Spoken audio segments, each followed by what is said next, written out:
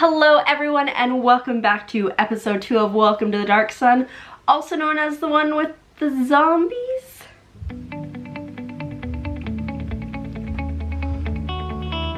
Honestly, I'm not really sure how to title this one because there are zombies, but there's also something much more interesting, but I don't want to give that away right now, so just go with the one with the zombies.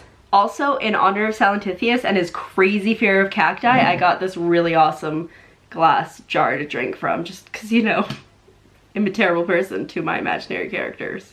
Speaking of Salentithius, obviously I'm talking to you, which means he was one of the characters at the table for this session. We also had Vashti, who returned from her stint of reading all the books, Nibbles, and Bardock. Dono disappeared, and we never actually explained why he wasn't there anymore. And so I'm just going to assume that he and Bardock got into a huge fight and he stormed off and took the Crodlu and just went back to Tyr. Because I feel that way with Bardock sometimes, and I wouldn't mind just running away. If you don't remember, at the end of last session we made our way back up to Alturic, where we sold the giant heads for silver pieces. We each got about 36 gold for that mission, which was great because we had to cut off heads of women and children, but that's fine, that's fine.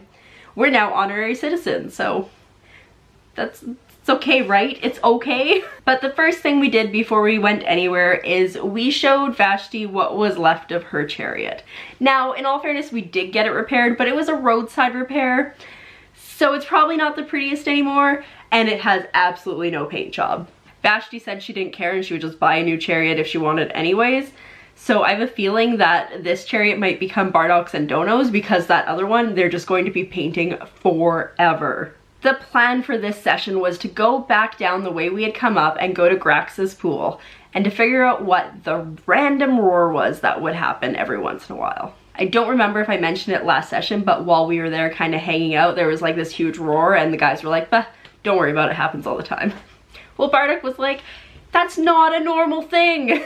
And so off we went to go back to Grax's pool to see what we could see. On our way there, we came across some giant antlions and they were kind of making chase for us, but with our chariots we were able to just double move and get out of the way, because why fight things you don't need to? So it didn't take us too long to get to Grax's pool, and when we got there, well, we had just been running through silt and giant's blood and stuff, so 3 of us went to have a bath, except for Bardock, because Bardock is just gross and dirty anyway, so he just stood at the side of the water and just rubbed sand on his face, probably exfoliating.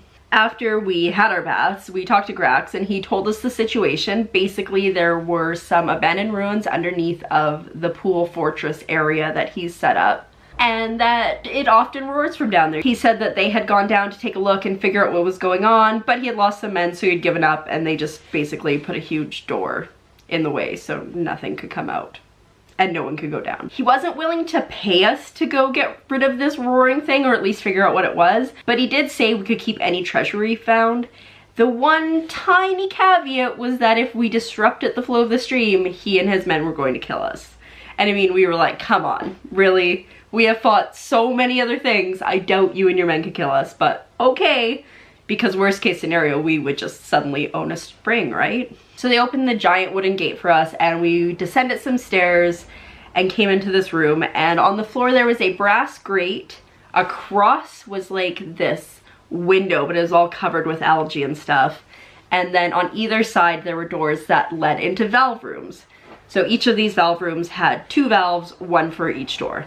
Kind of seemed very much like a submarine. Somebody wanted to break the window, but I was like, hold up, like, if there's water down here and we break that window, we're probably going to drown. So we decided against that and we went to the left. And once we got there, Salentithius opened the one valve and it opened the door to the next room, and there were 4 mole zombies. How fun. They were a bit of a pain, honestly, but they weren't too bad. There were 4 of us, there were 4 of them. We're getting pretty high in levels, so we were able to take them out with only a little bit of inconvenience. From that room, there was another valve room, so we kind of did the same thing. Salentithius opened the door, but this time water actually flowed out of the room that we were opening. So kind of unexpected, but also kind of expected, but I remembered that there was a grate back in the first room, so I figured that there was a good chance we weren't going to drown. At this time though, I did make a point to remember which doors had been open when we came in and which ones had been closed, because I kind of felt like all this water coming through here might have something to do with the stream on the surface. So the water all comes spewing out past us, and also in this room are 2 human zombies, but they're actually revenants, so that's cool. Also, because the room was filled with water, the floor is slippery. So if you try to move, you have to make a dex save, and if you don't make the dex save, you're just like face first into the ground. So pretty much everybody decided to just not move, let them come to us and do any distance casting or ranged attacks that we could. The guy in the back fell, and then the other guy moved forward, and Bardock was able to get them both in a hold person kind of thing with like brambles and difficult terrain, and that really worked to our advantage, especially because the idiot in the back just couldn't get up. And like most nights, I feel like my dice are usually pretty average or kind of crap, but wow, this night my dice were just loving me. I ended up putting 3 crits into this one guy, including the finishing blow, and I made a joke that because Salentithius is a bug and he's got like 4 arms and he's a teenager, so I always joke that he's awkward and gangly and he just has too many arms. So with this guy, when he was like putting the killing blow into him, the DM was like, can you describe it? I was like, yeah, sure. He like goes to like take a step to like really get the knife into him, and he just like slips and falls and lands his entire bug weight on this guy, and then he died. The guy in the back managed to get up and he was glaring at me and coming towards me, but teenage bug, so he just glared back because Salentithius surprisingly made his save. He never makes his saves. And eventually we managed to take these guys out and we moved on. Also, we were getting so much experience here. It was amazing. I'm over halfway to level 8 and I just leveled up to level 7 at the end of last session, so we should just do more of this. So this kind of a neat thing about this room that we were in is there was a pipe from the ceiling and a pipe on the ground and just water coming into the room. Which meant that when we wanted to take a long rest, we kind of needed to think things through because we could just close 2 doors, but then we would drown probably. So we had to be very strategic about which doors we closed in order to not drown, but it was all good. We had a rest, and then we continued on opening the next valve room. And when we opened this room, we found a room full of corpses. Have I mentioned that I actually really hate zombies in real life? Real life? Anyway, these guys quickly reanimated and were like, brains or something to that effect. The nice thing here was that Vashti beat everybody in initiative and dropped a huge fireball on them and took out half of the group. If the other half hadn't made its dex save, that would have been it. The battle would have been done. But they were pretty mooky, so we were able to get rid of them pretty quickly with very little damage to any of us. And then what came up next? You guessed it, another valve room. So this valve room opened up into a very drastically different room from all the other ones we had gone into. Every other room was like a 30 by 30 square. This room was quite a long room, and it had 3 valves on the one wall, and then the other wall kind of had like a little grate. So it kind of looked like the wall on the back across from the valves was gonna go up or go down, which is what turned out to happen. I thought that this might have been one of those like Legend of Zelda things where you had to spin the right valve first in order to get the door to open, but it turns out you just had to open them all, and then the door dropped, revealing 2 zombies and a T-Rex zombie. Yes, zombified T-Rex, like 2 really terrible things combined into one. Because this zombie T-Rex also will vomit zombies out every once in a while just because it's cool. This was one of those battles where you kind of get into and you're like, was this a bad idea? It was very reminiscent of when we went into the gladiator battle, like in episode 2 or 3, and straight off the bat, Bardock got critted with a lightning bolt and just dead. Because after getting very little in the way of attacks on this T-Rex, he hit Nibbles with his tail and then went to bite Bardock and he critted him. Now, I think Bardock's hit points are at about 52, maybe a little bit higher right now when he's at full health. He wasn't at full health going into this battle, and this dinosaur did 79 points of damage on him.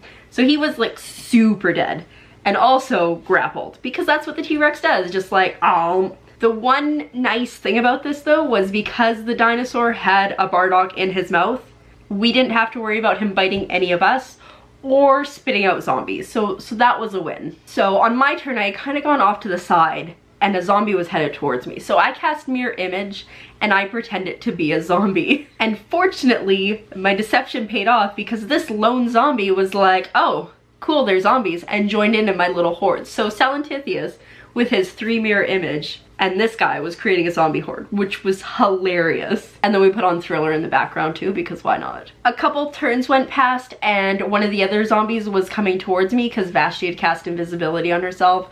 Nibbles was kind of far off in the fray, and Bardock was trying not to be permadead.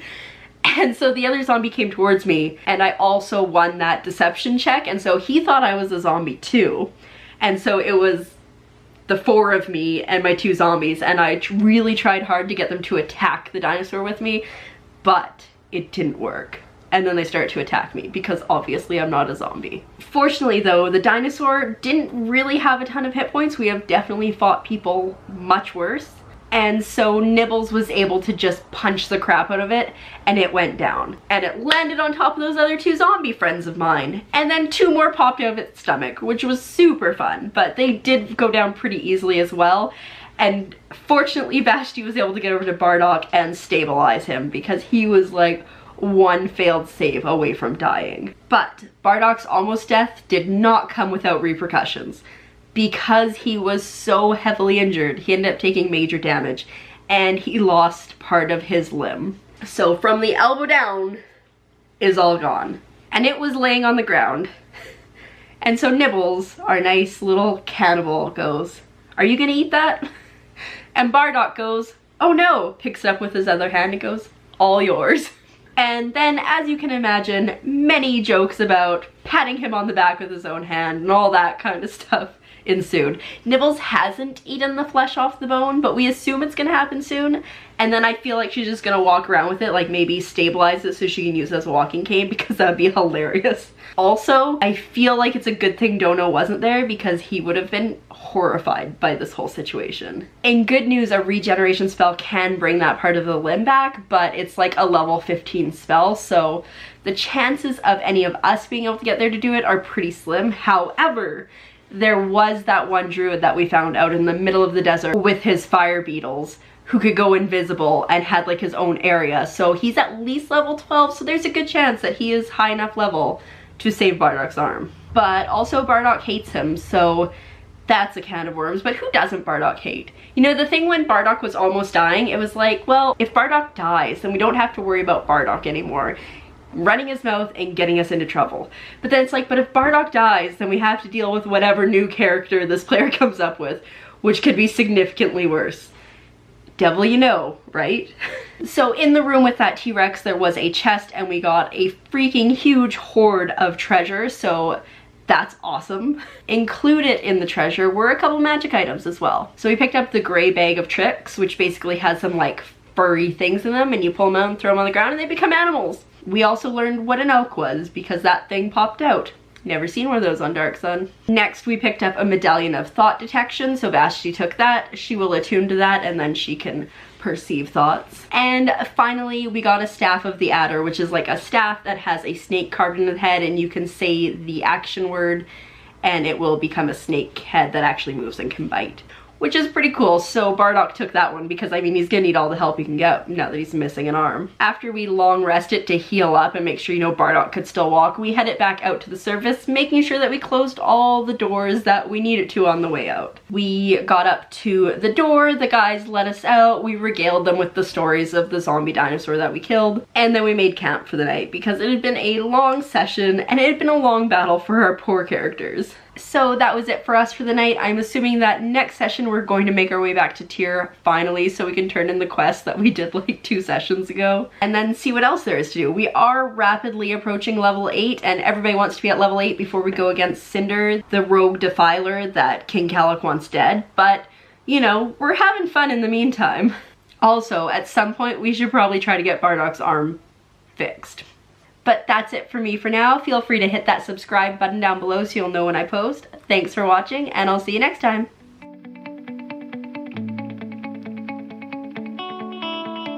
In good news, a regeneration spell. Oh.